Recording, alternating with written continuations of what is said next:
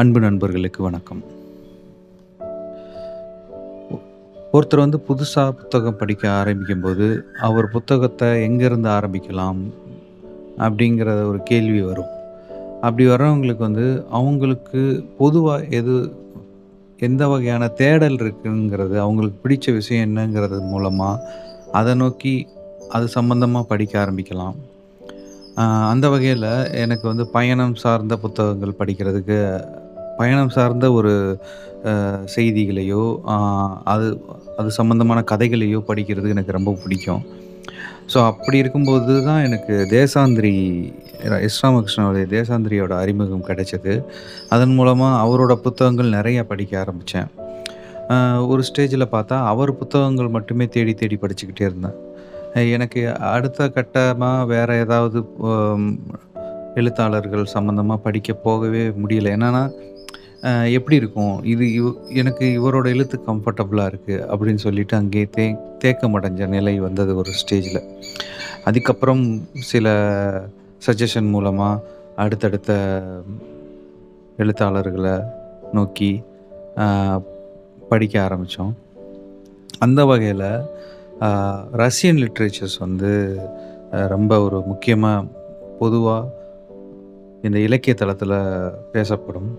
So அந்த தளங்கள்ல புத்தகம் படிக்கணுங்கிற ஒரு ஆசை வந்துச்சு.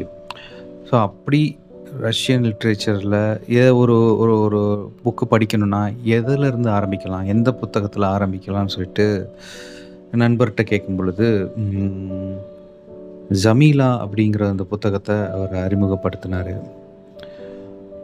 அது யார் எழுதியிருக்காங்கன்னா, ஜிங்கிஸ் சத்மாதவ்ங்கிற ஒரு ரைட்டர் தான் எழுதியிருக்கிறாரு. ஆம் இது 1958ல பப்ளிஷ் ஆன ஒரு நாவல். இது ஒரு நடக்கிற கதை களம் சென்ட்ரல் ஏசியால நடக்கும். கிர்கிஸ்தான்ங்கிற அந்த ஒரு லேண்ட்ஸ்கேப்ல நடக்கும். ஆம் இந்த புத்தகம், இந்த ரஷ்யன் லிட்ரேச்சர் எப்படி இருந்தது? அந்த வாசிப்பு அனுபவம் எப்படி இருந்தது? அந்த கதைய பத்தி, அந்த கதைக்கு பின்புலம், அதோட நரேஷன் எப்படி இருந்தது? அத பத்தி பார்க்கலாம். வாங்க.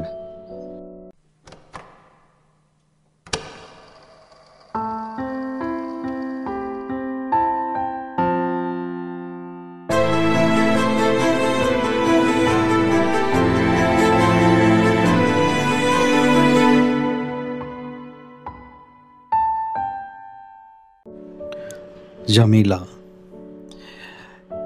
இந்த ரஷ்யன் நாவல்ல இந்த கதை எங்கேருந்து ஆரம்பிக்குதுன்னா, ஒரு உலகப் போர் நடக்கும்பொழுது ஒரு கிராமத்தில இருக்கிற ஒரு குடும்பத்திலருந்து அ தினமும் அவங்க தானியத்த ஒரு மூட்டைகள்ல எடுத்துட்டு போயி, ரயில் நிலையத்துக்கு கொண்டு போய் குடுக்கணும். ஏன்னா, அங்கருந்து அந்த ரயில் மூலமா ராணுவ வீரர்களுக்கு அந்த தானியங்கள் கொண்டு போகப்படும். ஊர்ல இருக்கிற எல்லாரும் அவங்கவங்க வீட்லருந்து இந்த செயல பண்ணணும். இதுக்கு கவர்மெண்ட்லேருந்து சொல்லுவாங்க.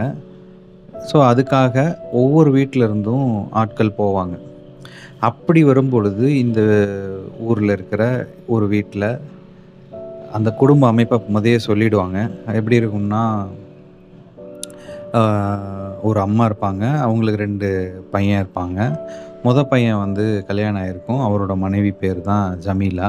ஆனா கல்யாணம் ஆகி ஒரு 2, 3 மாதங்கள்லயே சில மாதங்கள்லயே அவன் இந்த உலகப் போர்னால வீட்ல இருக்கிற எல்லா ஆண்களும் இராணுவத்துக்கு வரணும்னு சொன்னனால அங்க போயிடுவாங்க.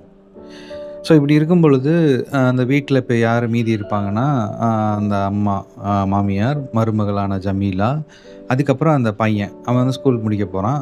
அந்த பையன் இருப்பான். அவன் பேர் கிச்னோபாலா அப்படின்னு சொல்லிட்டு சொல்லுவாங்க. ஆ ஸோ இந்த 3 பேர் தான் இருப்பாங்க. இந்த 3 பேர் இருக்கும் பொழுது, இப்ப இந்த வீட்லருந்து யார் போணும் அப்படிங்கும்போது, இந்த பொண்ணையும் ஜமீலாவ கூப்பிடும்போது, ஃபர்ஸ்ட்டு அந்த மாமியார் விடாது. இல்ல இப்போ தான் ஆகணும். எல்லார் வீட்லயும் கூப்பிடுறாங்க. இப்ப எல்லாரும் போறாங்க. கண்டிப்பா உங்க வீட்டு சைடும் வரணும்னு சொல்லி கம்பல் பண்ணிடுறாங்க. சரின்னு சொல்லிட்டு வேற வழி இல்லாம அனுப்புறாங்க. பட் கூட இந்த பையனையும் சேர்த்து அனுப்புறாங்க. ஸோ இப்ப இந்த கதை என்ன ஆகும்னா, இதிலேருந்து தான் கதையே ஆரம்பிக்கும். இவங்க வந்து தினமும் வந்து அந்த தானியத்த எடுத்து ஒரு மூட்டையில ஏத்தி, அதன் மூலமா குதிரை வண்டியிலயோ, மாட்டு வண்டியிலயோ ஏத்தி கொண்டு போய் ஆ அ ஒரு 20 கிலோமீட்டருக்கு மேல பயணப்படணும். அந்த பாதைகள் வந்து பார்த்தீங்கன்னா, கொஞ்சம் கரடு முரடான பாதைகளா தான் இருக்கும். அதெல்லாம் கடந்து ஸ்டெப்பி வேலின்னு சொல்றாங்க. அங்க தாண்டி பின்பு ஒரு பாறை சரிவை கடந்து, அதுக்கப்புறம் ரயில் நிலையம் செல்ல வேண்டும் மாரி எழுதியிருப்பாங்க. அங்க போனா, அங்க போய் அந்த மூட்டைகள்லாம் ஏத்தி, அந்த ட்ரெயின்ல ஏத்துனதுக்கு அப்புறம் தான் அவங்க அடுத்து கீழ இறங்கி வந்து, திரும்ப வீட்டுக்கு வரணும். இதுதான் ரெகுலரா அங்க நடக்கும். ஸோ இந்த பயணம் நடக்கும். இதுக்கு நடுவுல தானியார்ன்னு ஒரு கேரக்டர் உள்ள வரும். ஒரு இளைஞன். அவன் யாருன்னா, அவன் வந்து ஒரு அனாதைன்னு வச்சுக்கங்களேன். ஆ பெற்றோர்கள் கிடையாது. ஆனா, அவன் வந்து சின்ன வயசுலேருந்து ஆடு, மாடுகள் மேய்ச்சுட்டு, அதுக்கப்புறம் வந்து இந்த பாலங்கள் கட்டுற வேலை, பருத்தி கம்பெனியில பண்ற வேலை, அப்புறம் இப்படி இருக்கும்போது ஒரு அந்த வயது வந்தவுடனே கவர்மெண்ட் ரூல் படி அ ராணுவத்துக்கு போயிடுறான். போனதுக்கப்புறம் திரும்ப அவன் பூர்வீகமான இந்த ஊருக்கு வராங்க. அவங்க ஊர்லயும் அக்செப்ட் பண்ணிக்கிறாங்க. ஸோ அவனையும் இந்த வேலைக்கு அனுப்புறாங்க. ஸோ டெய்லியும் வந்து தானியா, ஜமீலா, கிச்சனபாலா இவங்க 3 பேரும் இவங்க வீட்டு சார்பா ரெகுலரா தானியங்கள ஏத்திட்டு, மூட்டைகள ஏத்திட்டு ரயில் நிலையம் போய் வர்றது தான் கதை. இந்த பயணத்துக்கு நடுவுல என்னென்ன நிகழ்வுகள்லாம் நடக்குதுங்கிறது தான் கதை. ரொம்ப சூப்பரா இருந்தது. ஸ்டார்ட்டிங்கில படிக்கும்போது அ ஒரு மாரி குடும்ப கட்டமைப்பு, அதுக்கப்புறம் அந்த ஊரோட பிற்போக்குத்தனம், அவங்களோட சமூக கட்டமைப்பான பிற்போக்குத்தனங்கள்லாம் அதில தெரியும். இத போகும்போது அப்படியே பேசுவோம் அத பத்தி. ஆனா அந்த அதுக்கப்புறம் வந்து இந்த கதையில எனக்கு ரொம்ப புடிச்சது என்னன்னா, ஒரு ஆர்ட் இருக்கும். ஒரு ஓவியத்த பத்தியும், இசைய பத்தியும் ரொம்ப சூப்பரா எக்ஸ்ப்ளைன் பண்ணியிருப்பாங்க. அ அந்த இசையின் மூலமா தான் ஒரு அந்த இடத்துல ஒரு ஒரு அ ஒரு ஒரு டிரான்ஸ்ஃபர்மேஷனே நடக்கும். ஜமீலாக்கு, கிஷ்னா பாலா இவங்களுக்கெல்லாம். அ அத பத்தி பார்ப்போம். ஸோ இந்த கதைக்கு உள்ள நம்ம டீட்டெயில்டா போறதுக்கு முன்னாடி, அ இந்த ஊரு எப்படிப்பட்ட ஊரு அப்படிங்கிறத சூப்பரா எக்ஸ்பிளைன் பண்ணியிருப்பாங்க. எப்பயுமே இந்த மாரி ஒரு கிளாசிக்கான நாவல்ல வந்து படிக்கும்போது அந்த நில அமைப்ப வந்து சொல்றதிலேயே நமக்கு ஒரு கற்பனை வளம் அழகா கொண்டு வருவாங்க. அம் எப்படின்னா, இது வந்து நீங்க இமேஜின் பண்ணலாம்ல. இப்ப நம்ம ஒரு ஊர்ல அப்படின்னு சொன்னோனே நமக்கு ஏதோ ஒரு ஊர் வரும். மேக்ஸிமம் நம்ம ஊர் ஞாபகம் வரும். இல்லன்னா ஏதோ ஒரு ஒரு கற்பனையான ஒரு ஊர் ஞாபகம் வரும். ஆனா, இந்த கதையில வந்து அவங்களோட நீள அமைப்ப நல்லா சொல்லியிருப்பாங்க. அம் அது இல்லாம அங்க இருக்கிற அவங்களோட சமூக கட்டமைப்பையும் சொல்லியிருப்பாங்க. எப்படின்னா, அ அங்க ஒரு சில ரூல்லாம் இருக்கும். ஒரே குடும்பம் ஒண்ணா தான் ஒரே மாரி பக்கத்துல, பக்கத்துல வாழுவாங்க.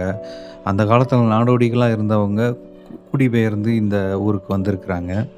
அப்படி இருக்கிறவங்களுக்கு யாராவது ஒரு குடும்ப தலைவர் இறந்துட்டாங்கன்னா, அவங்க மனைவிக்கு மகன்கள் இருந்தாங்கன்னா, அவங்க வந்து வெளிய திருமணமோ, வெளியவோ அனுப்ப விட மாட்டாங்க. அந்த குடும்பத்திலே இன்னொரு ஆண் மகனுக்கு ஆ கல்யாணம் பண்ணி வச்சுருவாங்க. இப்படியான ஒரு கொஞ்சம் பிற்போக்குத்தனமான ஒரு சமூகமா தான் அந்த காலத்தில அந்த பகுதியிலயும் இருந்திருக்கு. அ அது இல்லாம பார்த்தீங்கன்னா, இன்னும் சில சம்பவங்கள்லாம் அதில இருக்கும். எப்படின்னா, ஒரு இராணுவத்துக்கு போனவங்கலாம் இப்ப லெட்டர் போடுறாங்கன்னு வச்சுக்கங்களேன். அந்த லெட்டர்ல வந்து எடுத்த உடனே மனைவிய பத்தி கேட்கிறதோ, தெரிஞ்சவங்கள பத்தி கேட்கிறதோ இல்லாம, ஒரு ப்ரொசீஜரா வச்சுப்பாங்க. ஃபர்ஸ்ட்டு முன்னோர்கள பத்தி தான் கேட்கணும். ஊர் பெரியவங்கள பத்தி கேட்கணும், விசாரிக்கணும். அதுக்கப்புறம் தான் தன் குடும்பத்த பத்தி வரணும். கடைசியா ஒரு லைன்ல வந்து ஜமீலாவோட ஹஸ்பண்ட் கேட்டிருப்பாரு. இந்த மாரி "ஜமீலா எப்படி இருக்கா?" அதோட முடிச்சுப்பாங்க. இது வந்து ஒரு மாதிரியான அப்செட்ட குடுக்கும் அந்த பெண்ணுக்கு. ஜமீலாங்கிற ஒரு பெண்ணுக்கு. ஏன்னா, அவர நெனச்சுட்டு இருக்கோம். அவர எதிர்பார்த்துக்கிட்டு இருக்கோம். ஆனா, அந்த லெட்டர்ல ஏதோ ஒரு பேருக்கு கடைசியா ஒரு முற்றுப்புள்ளி வைக்கிறதுக்கு முன்னாடி ஏதோ கேட்குற மாரி கேட்டிருப்பாங்க. சொல்லிட்டு ஒரு ஒரு ஏக்கம் இருக்கும். ஜமீலாக்கு எப்பயுமே. இந்த கதையில அ ரொம்ப புடிச்சது என்னன்னா, இந்த கிச்சனை பாலா, அ ஜமீலா, அதுக்கப்புறம் அந்த தானியார் இவங்க பண்ற பயணங்கள், அவங்களுக்குள்ள நடக்கிற உணர்வுகள், விளையாட்டுகள் இது வந்து தான் அந்த கதை.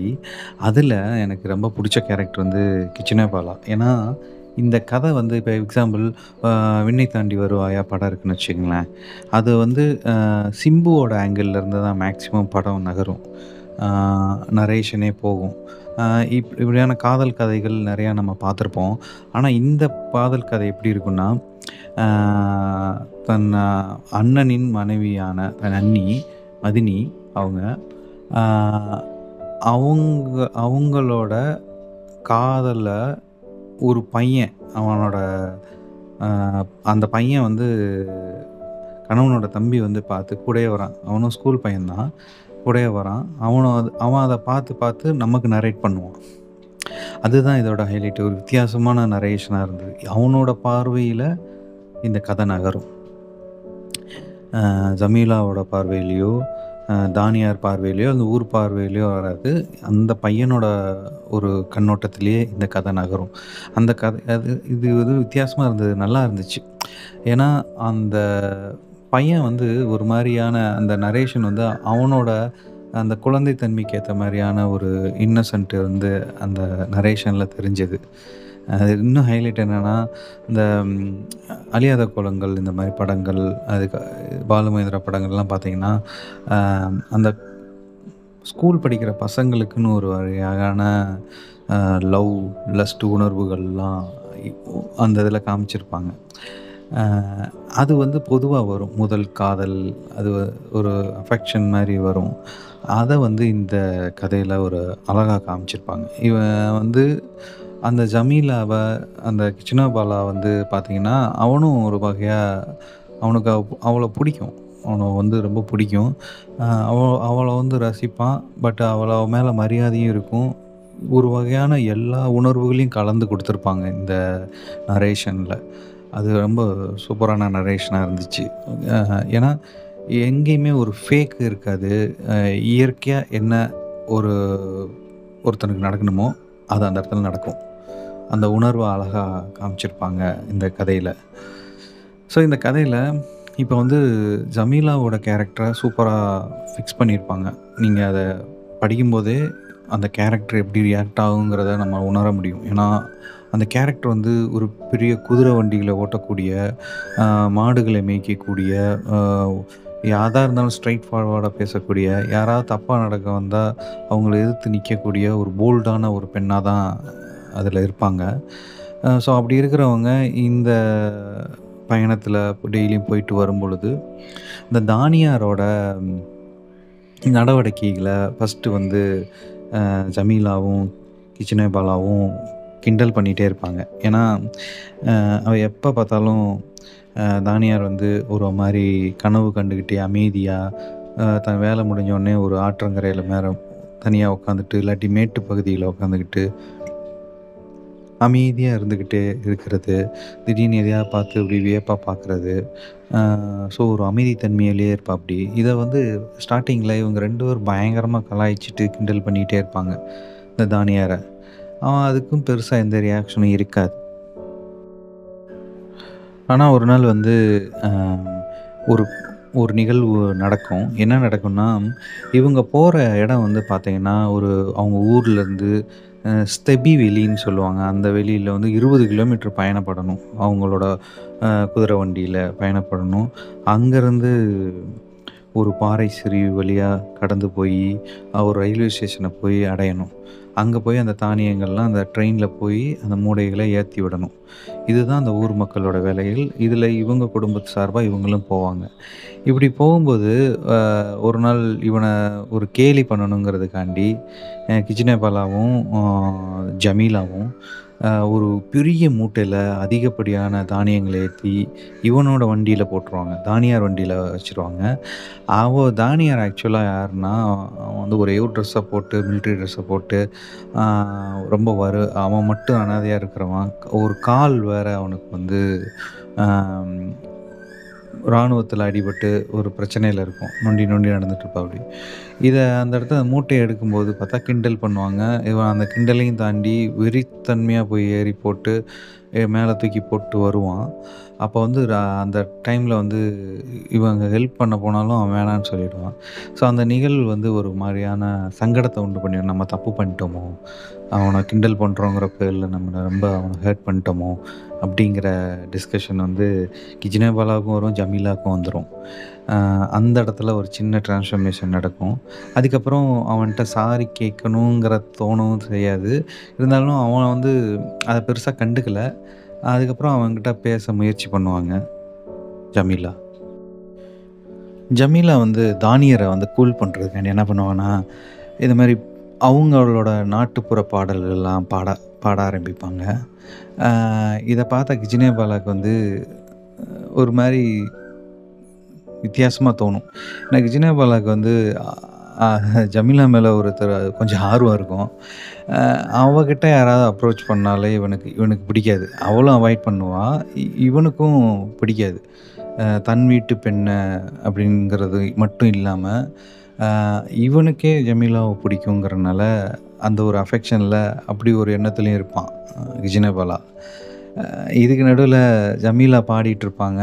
அதுக்கப்புறம் தானியார் நீங்களும் பாடுங்கன்னு உடனே தானியார் வந்து ஒரு ஸ்டேஜ்ல பாட ஆரம்பிப்பான். ஸோ இந்த பாட ஆரம்பிக்கிறதுக்கு இப்ப தான் பார்த்தீங்கன்னா, அந்த கதையில ஒரு டிரான்ஸ்ஃபர்மேஷனே நடக்கும். யாருக்குன்னா, ஜமீலாக்கும், அந்த விஜ்னேபாலாக்கும். அ எப்படின்னா, அவங்களுக்கு வந்து அந்த பாடல்கள கேட்கும்போது, ஒரு வேற உலகத்துக்கே போற மாரியான ரைட்டிங் இருக்கும் அந்த இடத்துல. ம் எக்ஸாம்பிள் எப்படி சொல்லணும்னா, அந்த பாட்ட வந்து கேட்டு அப்படியே மெய்மறந்து போற தருணம் வந்து இந்த புத்தகத்துல வரும். அப்படி இருக்கும்போது, இ இ டெய்லியும் வந்து இந்த பாடல்கள் கேட்கணும் அப்படிங்கிற ஆர்வம் வந்துரும் இவங்க 2 பேத்துக்கும்.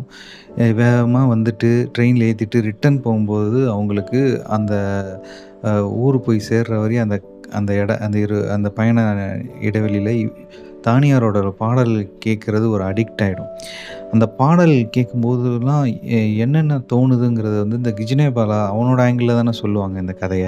ஸோ அவன் என்ன சொல்லுவான்னா சூப்பரா எக்ஸ்ப்ளைன் பண்ணியிருப்பான். எனக்கு நெறைய வகையான உணர்வுகள் தோணுது. ஸோ, அத நான் வாசிச்சு காமிக்கிறேன் அந்த அந்த பேராகிராஃபயே. ஒவ்வொரு மாலையும் பாறைச் சரிவின் இடைவழியாக திரும்புகையில், ஏதோ வேறு உலகத்திற்கு போய்க் கொண்டிருப்பது போல உணர்ந்தேன்.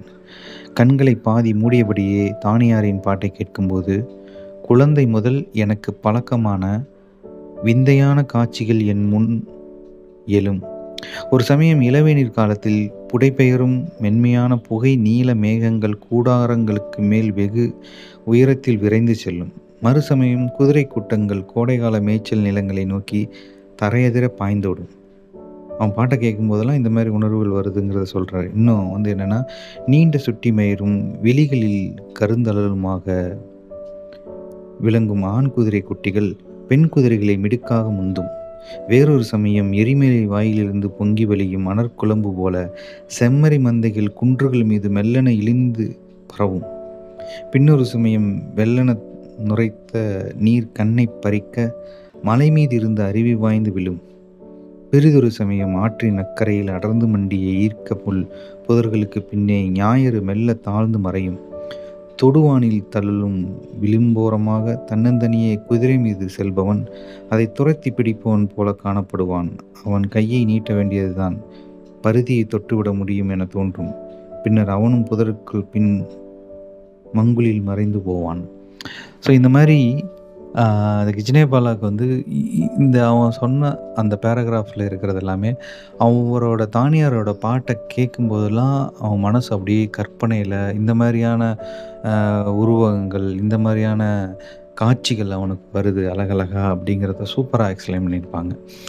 அ இது பார்த்தீங்கன்னா, எனக்கும் சில சில பாடல்கள்லாம் வந்து பார்த்தீங்கன்னா, இளையராஜாவோட அந்த கல்யாண தேனிலா அந்த பாட்டு வந்து பார்த்தீங்கன்னா, இந்த மம்முட்டி, அமலா நடிச்சிருப்பாங்க. அந்த பாட்டு ஜேசுதாஸ் வாய்ஸ்ல கேட்கும்போது, அ ஒரு ஒரு வகையான அது வந்து முக்கியமா நைட் டைம்ல கேட்கணும். ஃப்ரெஷ்ஷா குளிச்சுட்டு வந்து ஒரு ஃபேனுக்கு அடியில உட்காந்து, ஜன்னல்ல இருட்டா அந்த நிலாவையோ, இல்லாட்டி இருட்டா அந்த வெளியிலயோ உட்காந்துட்டு, இந்த பாட்ட கேட்டா, அப்படியே ஒரு எப்படி சொல்றது? ஒரு இரவு நேரத்து குளிரோட அப்படி உணர முடியும். அந்த பாட்ட எந்த இடத்துல கேட்டாலும், அந்த இரவு நேர குளிர எனக்கு உணர்ற மாரி ஒரு ஃபீல் கிடைக்கும். ஸோ அதே மாரி இந்த இதில வந்து தானியார் வந்து பாடல கேட்கும்போது, விஜய் பாலாவுக்கு என்னென்ன மாரி உணர்வுகள் வருதுங்கிறத சூப்பரா எக்ஸ்பிளைன் பண்ணியிருப்பாங்க. அந்த இடத்துல ஒரு ஒரு ஆன்மீகமான தன்மை அந்த இடத்துல எழுதப்பட்டிருக்கும். அ ஜமீலாக்கு என்ன மாரி உணர்வுகள் வருதுங்கிறது எழுதப்பட்டிருக்காது. ஆனா, அ அத கேட்டு அவங்க மெய்மறந்து போற தருணங்கள்லாம் வரும். ஒரு ஸ்டேஜில வந்து அவங்க வண்டியிலேருந்து இறங்கி, தானியார் வண்டியில ஏறி, அவனோட தோள்ல சாஞ்சுக்கிட்டு, மெய்மறந்து போயிட்டு, திரும்ப இறங்கி இங்கிட்டு வந்துருவா. அதுக்கப்புறம் என்ன ஆகும்னா, அ ஜமீலாக்கே ஒரு ஃபீல் ஆயிரும். நமக்கு மேரேஜ் ஆயிடுச்சு. இப்படி போய் நம்ம அவன் கூட உட்காந்துட்டோம். அப்படிங்கிற மாரி ஒரு ஃபீல் வந்துரும். இருந்தாலும் அவளுக்கு வந்து அவனோட பாட்டுலருந்து வெளிய வர முடியாது. ஸோ, அதனால ஒரு ஸ்டேஜில இல்ல இது சரியில்ல. நம்ம இனிமேலு இதுக்கு போக்கூடாதுன்னு சொல்லிட்டு போகாம இருக்க ட்ரை பண்ணுவா. ஆனா, இல்ல நீ போய் தான் ஆகணும்னு சொல்லிட்டு அந்த கவர்மெண்ட் ரூல் வச்சுரும்.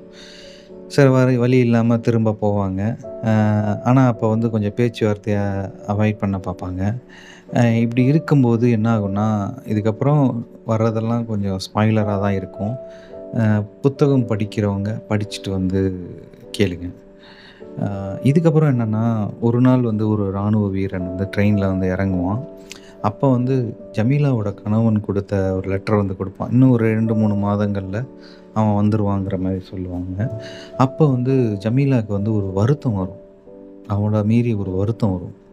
அம் அப்ப வந்து தானியார வந்து பார்த்து சொல்லிடுவா. ஓப்பனா சொல்லிடுவா. "இல்ல நான் உன்னைய தான் விரும்புறேங்கிறத" வந்து சொல்லிருவா. ஆக்சுவலா இதில இன்னொரு ஹைலைட் என்னன்னா, இந்த கதைய படிக்கும்போதே படிக்கிறவங்களுக்கே இந்த ரிசல்ட் கரெக்ட்டுங்கிற மாரி ஒரு ஃபீல் வரும். என்னன்னா, இது பொதுவா பார்த்தீங்கன்னா, ஒரு மாற்றான் மனைவி. அவ வந்து இப்படி இன்னொருத்தன காதலிக்கலாம்ங்கிற ஒரு ஜென்ரல் சமூக கட்டமைப்பு இருக்குல்ல. அது வந்து இத படிக்கும் பொழுது உடையும். ஏன்னா, அ இந்த கிஜினேபாலாவோட கண்ணோட்டத்தில தான் கதை போகும். அவனுக்கே அவனே அவள பாதுகாக்கணுங்கிறதுக்காண்டி தான் வீட்லருந்து வந்திருப்பான். கூடயே வந்துட்டு போயிட்டுருப்பான். ஒரு ஸ்டேஜில இவங்க 3 பேரும் பிளெண்ட் ஆயிருவாங்க. இவ வந்து இவன் கூட இருக்கிறது தான் கரெக்ட்டுங்கிறத வந்து இவனுக்கே பிடிக்கும். இவ இவ வந்து ஜமீலா வந்து தானியார் கூடயே இருக்கட்டும் அப்படிங்கிற ஒரு மனநிலையே அவனுக்கே வந்துரும். அவனே ஜமீலாவ ஒரு ஒரு மாரி ஒன் சைட் லவ்லயும் இருப்பான். அந்த ஏஜுக்குரிய லவ்ல. அ அ அப்படி போகும். அ ஆனா இது எந்த இடத்துல எனக்கு ரொம்ப பிடிச்சிருந்ததுன்னா, இந்த கதைய நீங்க படிச்சுட்டு வரும்பொழுதே, அந்த டிரான்ஸ்ஃபர்மேஷன்ல நம்மளும் பயணப்படுவோம்.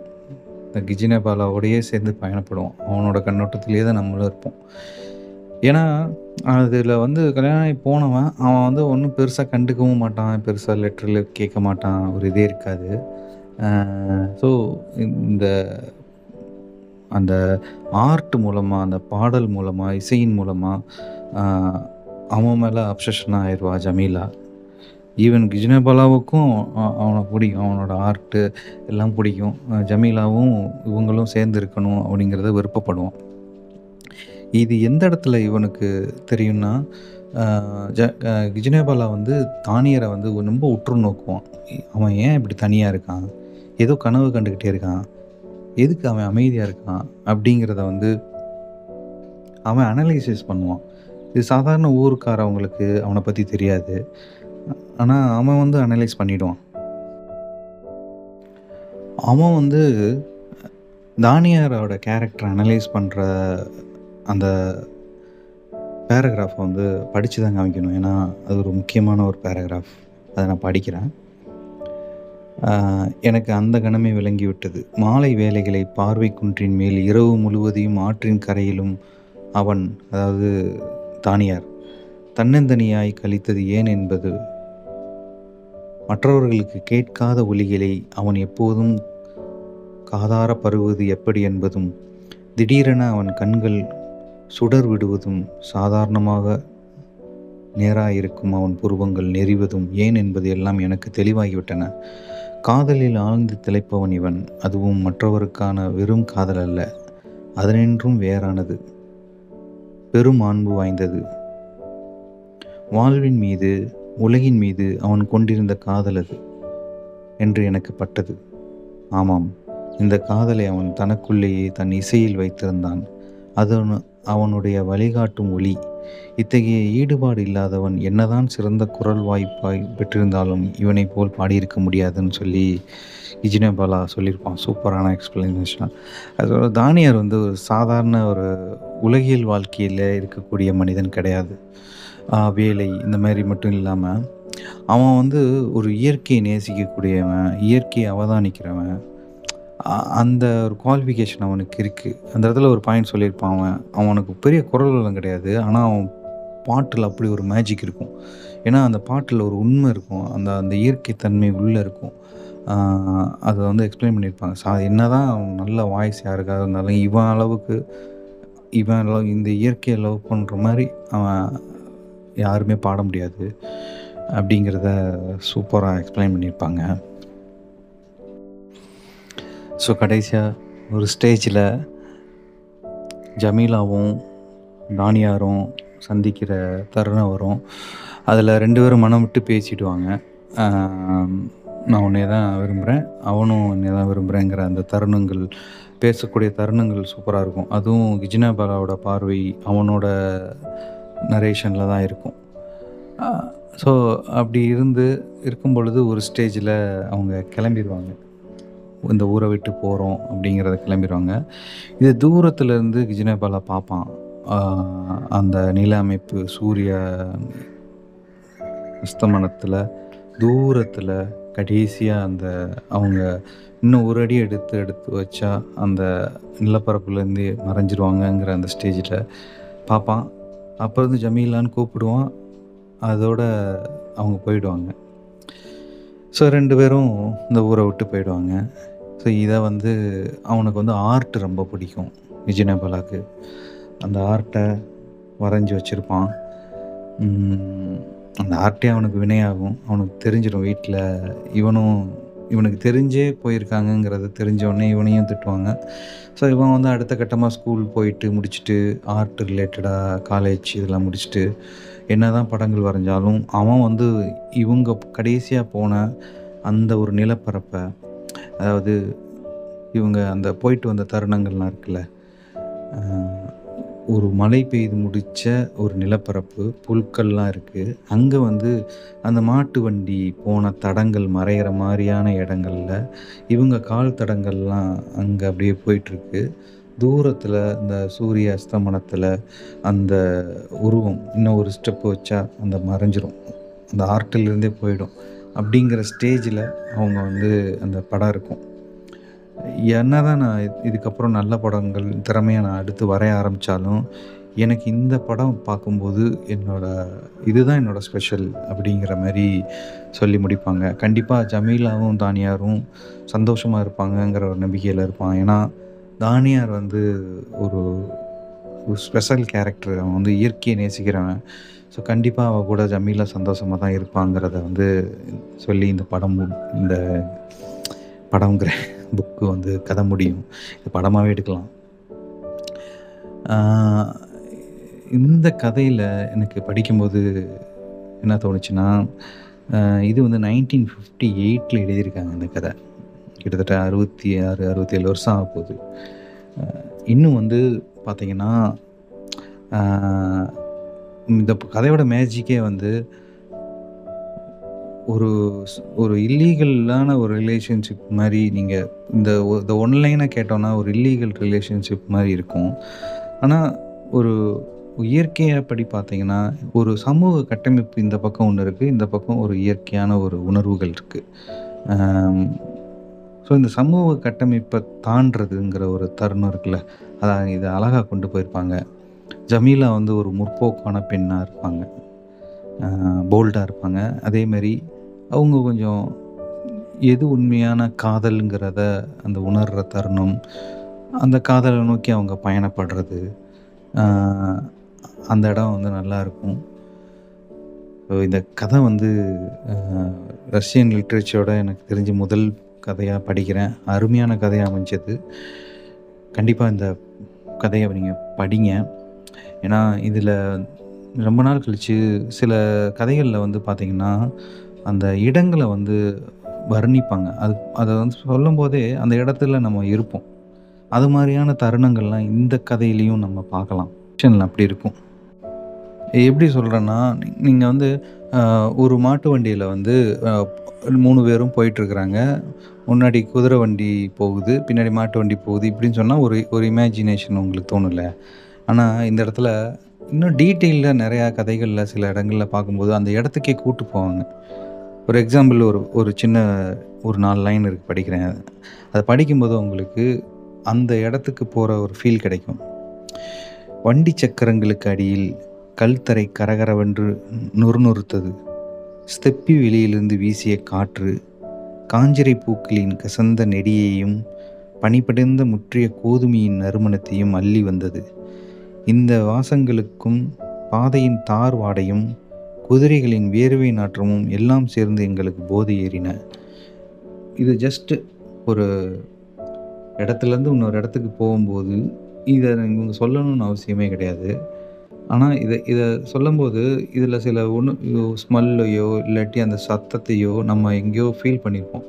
அது ஃபீல் பண்ணவங்க இத படிக்கும்போது, அந்த இடத்துக்கே போற தருணங்கள உருவாகும். இது நான் நெறைய இடத்துல ஃபீல் பண்ணியிருக்கேன். அம் ஸோ கண்டிப்பா இந்த புத்தகம் அருமையான மொழிபெயர்ப்பு. அவர் பேர் வந்து சோமசுந்தரம். சோமசுந்தரம். சூப்பரா இருந்தது. ஏன்னா, ஒரு டிரான்ஸ்லேட் பண்ண ஒரு புக் மாரியே இல்ல. டைரக்ட்டா தமிழ்ல எழுதுன மாரியே இருந்தது. கண்டிப்பா இந்த புக்கோட விலை வந்து ரூ. 70 ரூ. 75 தான். பதிப்பகம் வந்து என்ன பதிப்பகம்னா, அன்னம் பதிப்பகம் நான் வாங்குனது. பனுவல்ல வாங்குனேன். உண்மையாவே சூப்பரான ஒரு புத்தகம். கண்டிப்பா படிங்க. ஏன்னா ஒருத்தவங்க படிக்கும் பொழுதும் அவங்களோட கண்ணோட்டத்துக்கு கதைகள் மாறும். ஸோ கண்டிப்பா அவங்கவங்க ஃபுல் கதையும் படிங்க. மிஸ் பண்ணாதீங்க. அ ஒரு 2, 3 மணி நேரத்திலே படிக்கலாம். 80 பக்கம் தான் இருக்குன்னு நெனைக்கிறேன். 80, 85 பக்கம் தான் இருக்கு. ஈஸியா படிச்சிடலாம். கண்டிப்பா வாங்கி படிங்க. இன்னும் வேறு புத்தகத்திலேயோ, படங்கள்லயோ சந்திப்போம். எல்லாம் சரியாகும். நிம்மதியா தூங்குங்க. நன்றி. வணக்கம்.